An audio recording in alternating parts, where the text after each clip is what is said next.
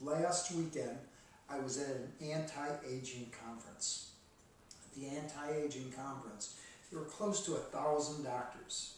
It's a big group. And all of the doctors were talking about anti-aging. They were doing anti-aging pills. They were doing anti-aging shots, doing a ton of things so they wouldn't age.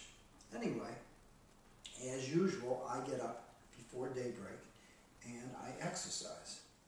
I was out on the golf course when it was still dark, about 6 o'clock, maybe 5:45. There's nobody there. I was doing my qigong, really moving the energy, really opening up my lungs, really taking in oxygen. I was up in Orlando, so it was cooler, and that time in the morning, there's still dew on the lawn. So it's really nice to ground yourself, keep yourself grounded when you're out on the grass and sucking up all the air. And the sun didn't come up yet, but the sun was about to come up, you know, probably within a half an hour. And I looked around and there was nobody out there. It was just me doing my exercises. So I did my exercises for about 45 minutes. You know, I went through the recharging qigong, you know, all those exercises. And then I went through just various different internal exercises. And at the end, I walked past the gym, and I looked in the gym, and there was one guy in the gym. I went, wow, this is so interesting. I'm at an anti-aging conference. Nobody was exercising. Nobody was doing exercises. Nobody was doing breathing exercises.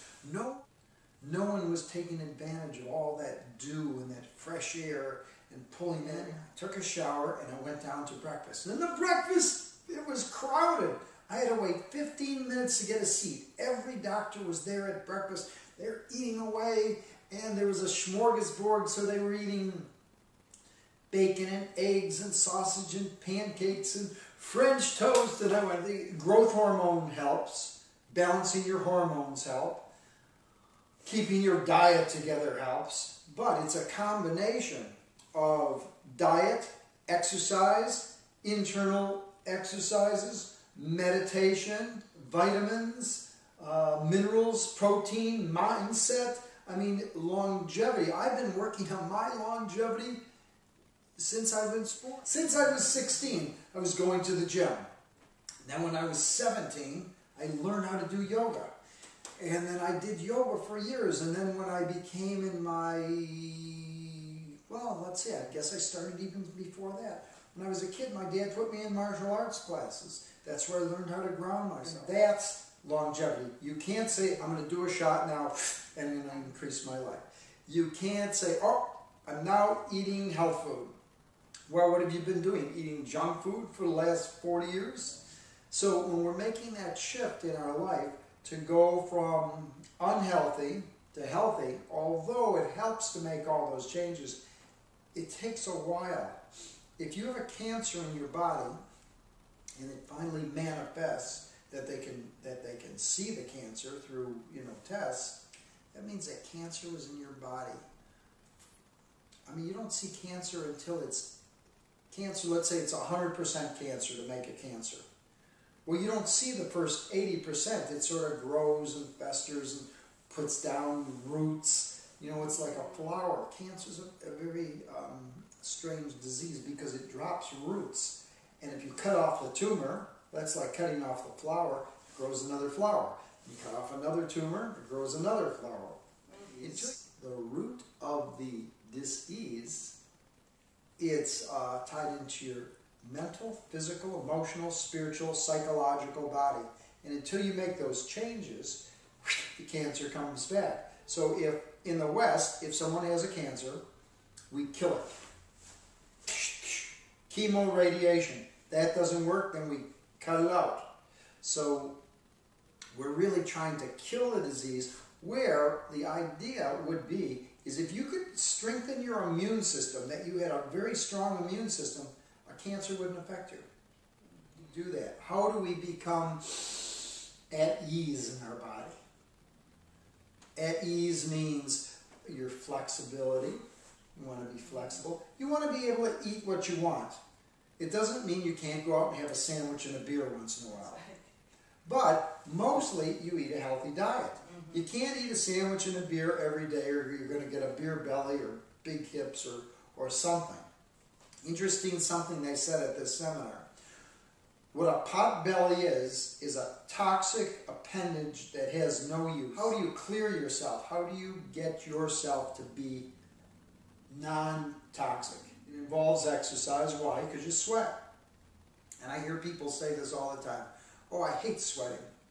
They don't like the sweat. Why don't they like the sweat? Well, because sweat's, you know, it's dirty, it smells, it's all that. But that's one way of pulling the stuff out of your body. Another way is stool. Go to the bathroom.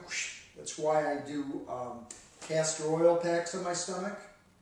You know what a castor oil pack is? I read about it. Okay, castor oil pack is where you take a piece of flannel and you soak it in castor oil, and then you place that on your tummy, you put a piece of plastic on top of that, you put a towel on top of that and a heating pad, and you lay there for about a half an hour to an hour. Castor oil pulls things out. So as it pulls it out, it starts to loosen up stuff in the intestinal wall. I did it before, and I did it for first day, nothing. I said, oh, this is just a story. I did it the next day, nothing. I did it the third day, nothing. The fourth day I got up in the morning, when I went to the bathroom, my stool was black. I went, oh my goodness! So it pulls things off the colon lining.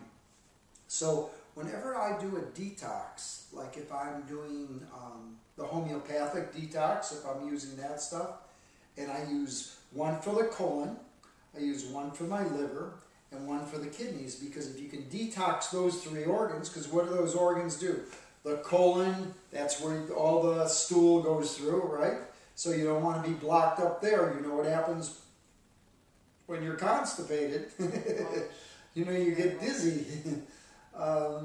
And the liver pulls out toxins, that's a filter, and the kidneys pull out toxins. This is not what's the boss or what's the most important. Everything's the most important. Did you ever break a nail? And when you do, you're going, oh my goodness, I broke a nail.